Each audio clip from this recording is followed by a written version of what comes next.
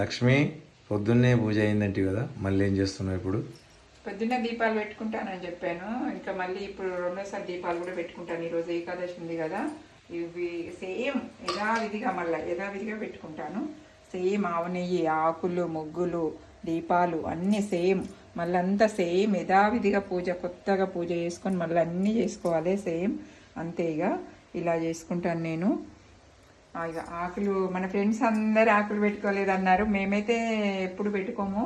కాకపోతే మీ సంతోషం కోసం నేను ఎట్లాగో దీపాలు పెట్టేది ఉంది కదా, మన ఫ్రెండ్స్ కోసం నేనైతే పెట్టుకున్నాను. ఏకాదశికి మేమైతే పెట్టుకోము, మా పెద్దవాళ్ళు పెట్టుకోలేదు, మేము పెట్టుకోము. ఇలానే చేసుకుంటాం మేము.